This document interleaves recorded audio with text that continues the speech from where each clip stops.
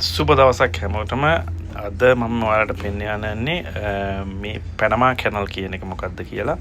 ඉතින් අපේ නැව අද සාමාන්‍යයෙන් අපි හැමදාම ඇට්ලන්ටික් සාගරයේ ඉඳලා තමයි පැසිෆික් සාගරයට යන්නේ. මේ මගේ 4 වෙනි පාර මේ පැනමා කැනල් එක ක්‍රොස් කරන.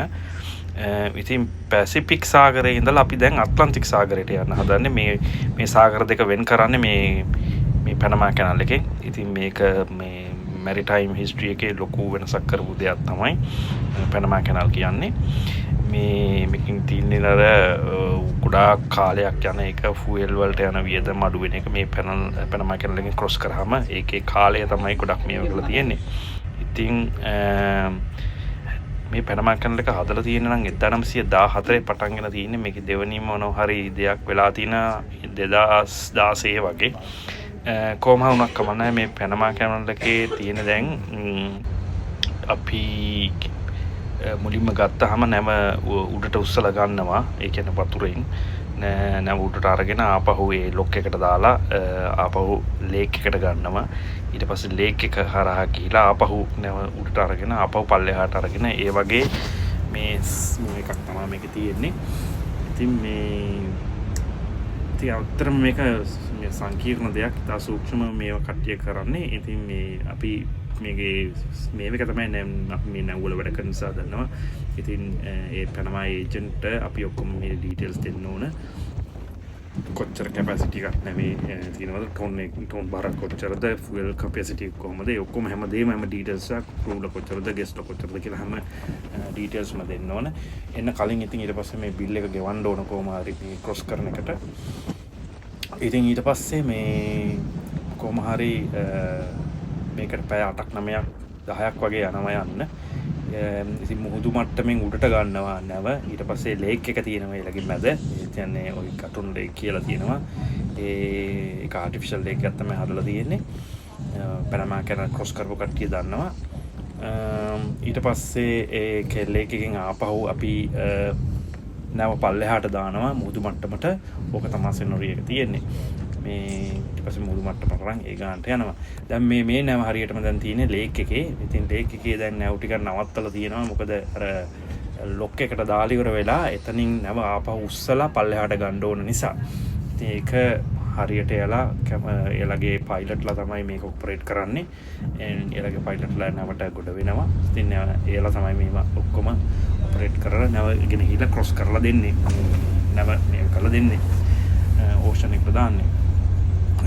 ඔතනයි පේනවා ඇති එක ලොක් එකක් තියෙන්නේ.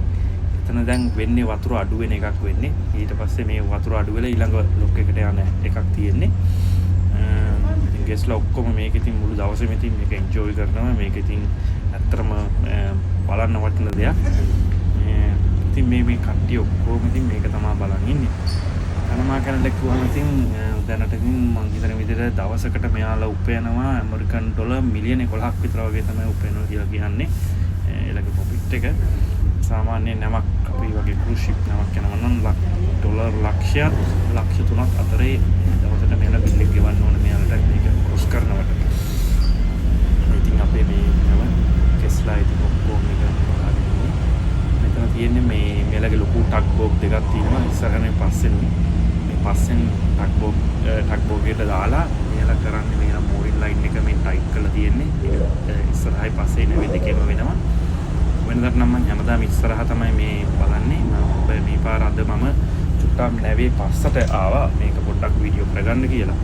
ඉතින් මේක දැන් මේ වතුර අඩු වෙන එකක් තමයි වෙන්නේ. මේ වතුර අඩු වෙලා පස්සේ ආපහු නැව ඊළඟ ලොක් එකේ තව කැලක් තියෙනවා. තවත් වතුර අඩු වෙනා ඊට පස්සේ ඒකට මේ වෙන විදිහට තමයි මේක හදලා තියෙන්නේ. ඉතින් ඇත්තටම මේක බලන් ඉන්න හරි ලස්සනයි. මේ කියන්නේ මාර ටෙක්නොලොජි එකක් මේක තියෙන්නේ. මේ පැනමා කැනල් කිව්වම මේ පැනමා වම් ලොකු මේක පැනමා රටක් මේක ඇත්තටම මේක මේ කැපැසිටි එකේ මාර දියුණුවයි. අපි එනකොට දැක්ක ගොඩක් බිල්ඩින් එහෙම වටේටම තියෙනවා. ඉතින් මේලගේ ප්‍රධාන ආදායම මාර්ගයක් තමයි මේක හදලා තින්නේ US කට්ටිය තමයි.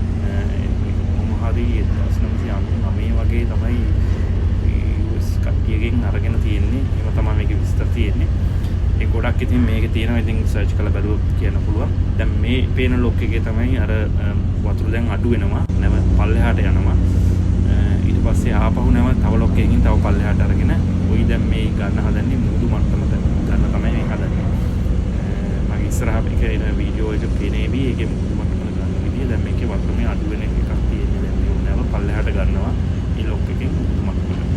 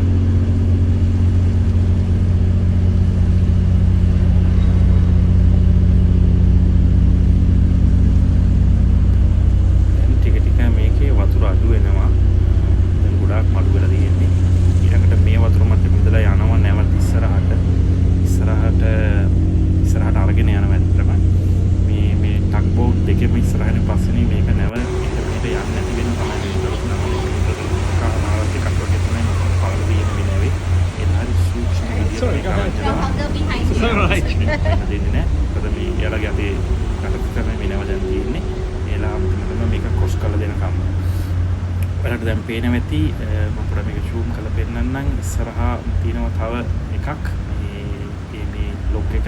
මේ ලොක් එකෙන් පස්සේ ඊට පස්සේ ආපහු මුහුදු මට්ටම ගන්න තැනක් තමයි මේ පෙන්නන්නේ.